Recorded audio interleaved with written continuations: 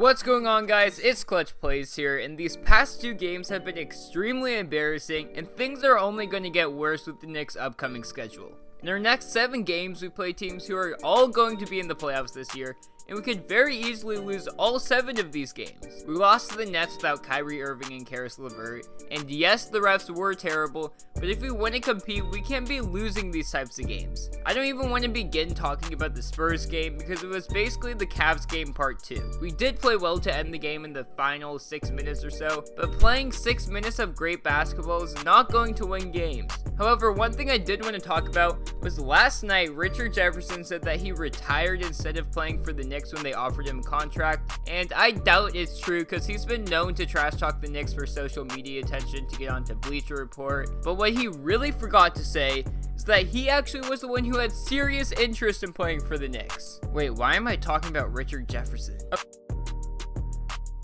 Okay, this season the Knicks have been extremely unorganized and just pretty bad, so once the December 15th deadline comes around when the Knicks can trade the recently signed players, this roster is about to be blown up. In return, we're going to be receiving young players and draft picks for this upcoming draft. I know this is extremely early and honestly probably way too early, but the way our season is going, it's safe to say that as fans, we should begin to look at some of the top prospects in this upcoming draft, especially at the guard position. Now, when I say Knicks draft prospects, these are 5 draft prospects that would be good fits on the Knicks and fit their roster as a whole. So with that said, let's hop right into the video.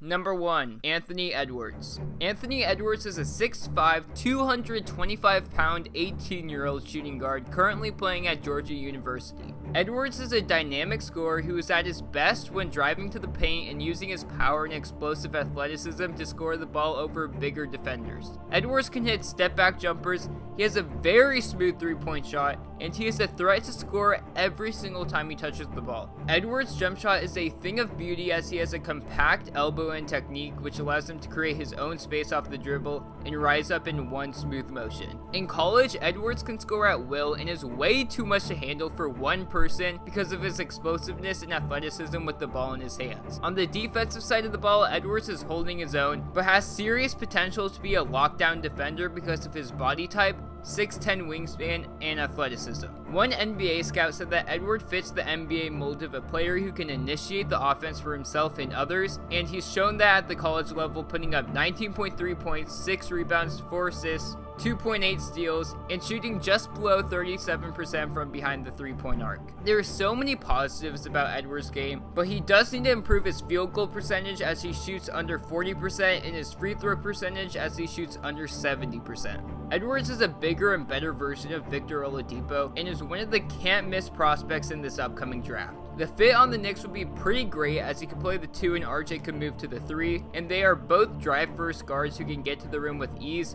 It would be great playing next to each other. Number 2, Cole Anthony. Anthony has a super smooth game, whether it's creating space for his own shot, creating for his teammates, or scoring in the lane. He's got all the things that you want in a point guard, such as a high basketball IQ, great leadership qualities, playmaking ability, and toughness. Anthony has unreal hops and can really put any defender on a poster. He's a great ball handler, which coupled with his quickness allows him to get into the lane and draw a second defender, where he then knows when and where to deliver the ball due to his great basketball IQ. Basically what this means is if he gets drafted by the Knicks, he will turn Mitch into one of the best scoring centers in the entire NBA. He operates very well in half-court sets, and he's also a huge threat in transition, showing great court vision. On the defensive side of things, Anthony is a committed and tough defender who puts his full effort into stopping his man. Also, with his sheer athleticism, he is able to stay in front of his man relatively well. Anthony scores in bursts and can turn the game around for his team in a heartbeat. The issue with this is that he is very inconsistent with his jump shot,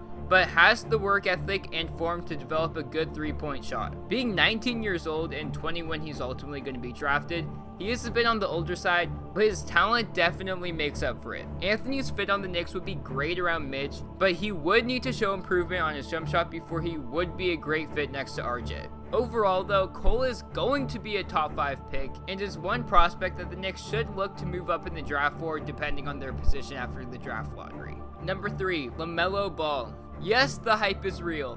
LaMelo Ball is going to be a top 5 pick, maybe even top 3 pick in the 2020 NBA draft. LaMelo Ball is a flashy playmaker who brings a ton of excitement to the game, and he isn't blessed with any great athleticism, but his advanced skill level makes up for his athletic shortcomings, and his 6'7" figure for a point guard is a huge plus. The downside of athleticism and size and stuff is similar to Luka Doncic because LaMelo won't beat his defenders with his athleticism by just flying by them. Rather, he will beat his defenders with his moves and basketball skills that he has developed. LaMelo has extremely deep range on his jumper, and he really does have a serious chance to develop into a deadly outside shooter. At this point, his shot isn't falling at a good rate, but on the Hawks, it's good enough to keep the defense honest so that he can capitalize on his driving game. LaMelo Ball is so different from these prospects in the draft because of his creativity that is effective against top-level competition. He has developed his game through his own way without supreme coaching, which makes him an even more intriguing prospect. However, with this comes the lack of intensity on the defensive side of the ball and a very iffy shot selection. On the bright side though, these are all easy things to fix once he comes to the NBA, but will take some time. LaMelo Ball is averaging 14.7 points, 6.8 rebounds, 6 assists, and 2 steals per game for Australia's Illawarra Hawks. I don't know if I said that right. And one NBA scout said, he's a tall point guard who has shown the ability to be creative and crafty at different speeds while flourishing professionally in Australia and solidifying himself as a legitimate candidate to be the first player selected in the 2020 NBA draft. LaMelo just had a 32-point, 11 rebound, and 13 assist game for the Hawks. He's only 18! Coming into the NBA, LaMelo will need to improve his shooting percentages, but if he gets drafted by the Knicks, they just become the most popular team in the entire NBA. Oh wait, no, they are already. Honestly, the fit on the Knicks would be pretty great though, because LaMelo would be the focal point of the Knicks offense, which would allow their younger players a much easier time to score and get to the basket. As of right now, LaMelo Ball would probably be the best fit on the Knicks out of any of these prospects in the draft. Number 4, RJ Hampton. Hampton is a smooth combo guard who has good size and can light up the scoreboard. He's a lethal three-point shooter and a very exciting ball handler who can take over games with his offensive scoring abilities. He has great handles and driving abilities while being able to get into the lane and finish in acrobatic ways. RJ uses the dribble well to probe at the defense and is tough to guard one-on-one. He's a very nice turnaround jumper and a very impressive mid-range game for a young guard. He's the optimal shooting point guard and has a very similar game to the Nuggets' current point guard Jamal Murray, except RJ is way more athletic. However, he is very thin and needs to add a lot of weight to his frame to better his interior defense, rebounding ability,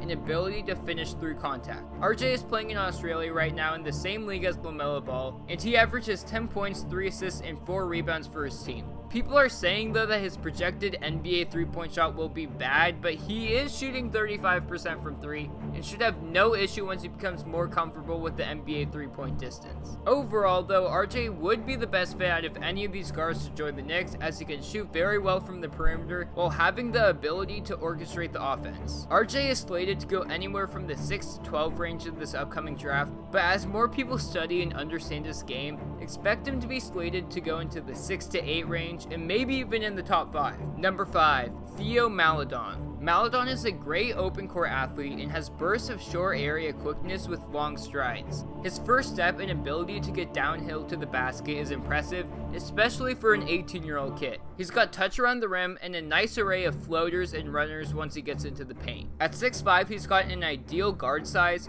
and his 6'8" wingspan will help him on the defensive side of the ball. His jumper is very compact, smooth, and shows a ton of promise as well. He needs to get stronger, but his half-court defense is solid, and he's a pesky on-ball defender. Maldon is going to be one of the prospects that as the draft season gets closer, his stock will either rise or plummet because there is still so much unknown about him. He could either be an Emmanuel Mudiay or another and even better version of Shai Gilgeous-Alexander, so it's really hard to project where exactly he will go in the draft. Based off of the mock drafts, he is slated to go in the top 10, but this probably will change as the draft approaches. All in all, Theo would be fitting a positional need for the Knicks at the point guard position, and it's hard to say how tantalizing a prospect he will be. In this upcoming draft, the Knicks need another guard of some sort, whether it's a point guard or shooting guard, because Frank seems like a great backup point guard rather than a true starter. Thankfully, this draft class has a ton of great guards though, so hopefully we can hit the jackpot on one of them and turn this ship around. I know it's extremely early to be making a video like this, but if you enjoyed it, please leave a like on it. Also, tell me what prospects you guys would like to see the Knicks go after, and if there are any other prospects that the Knicks should look towards going after in the draft. With that said, I'm out and peace!